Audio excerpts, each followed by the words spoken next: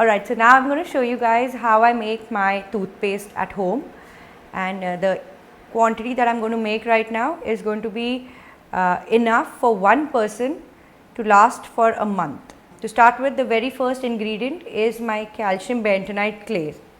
I just want all you guys to be very sure that wherever you source your calcium bentonite clay from should be 100% pure calcium bentonite clay and not multani mitti, because a lot of people get confused with that. Multani mitti is sodium bentonite clay and what we need is calcium bentonite clay. There is a reason why I am using a wooden spoon and a ceramic bowl.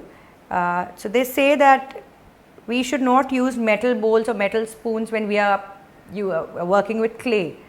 So clay basically has the property to absorb toxins, and what the metal does is actually takes away those properties from the clay. So it is advised that we use a ceramic bowl and a wooden spoon whenever we are working with clay. So there is no harm in using it. So the very first ingredient, calcium bentonite clay, I am going to use 2 heaps. So that is going to be 2 tablespoons of calcium bentonite clay. There we go. Next ingredient is going to be rock salt, this Himalayan pink rock salt, which you just probably need like 1/4 of a teaspoon. So that's going to be, yeah. So that's about it. Next thing I use is grounded cloves. So I ground it at home. I just dry roast it in a pan and then cool it and just mixie it. So again, I'm going to put just 1/4 of a teaspoon of grounded cloves. The next ingredient is activated charcoal, which is great for your teeth. It's a very good teeth whitener.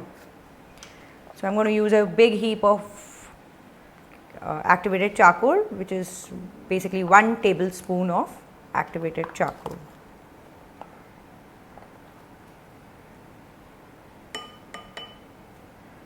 Be very sure that the label states that it is pure essential oil. I am going to put in 10 drops of these.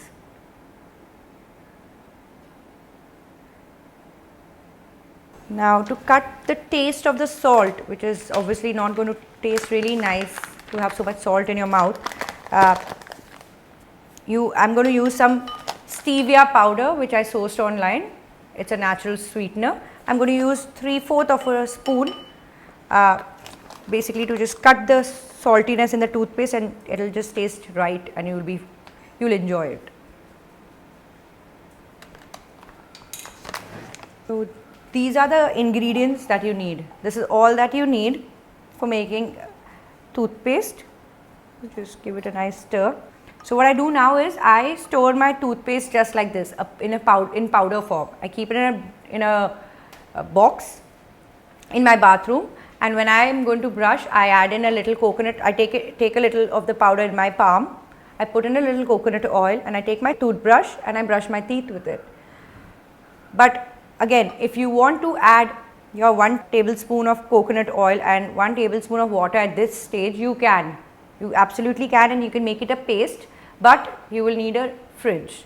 You will have to refrigerate it, because otherwise you do realize that there are no preservatives in this. So it will start smelling after a point.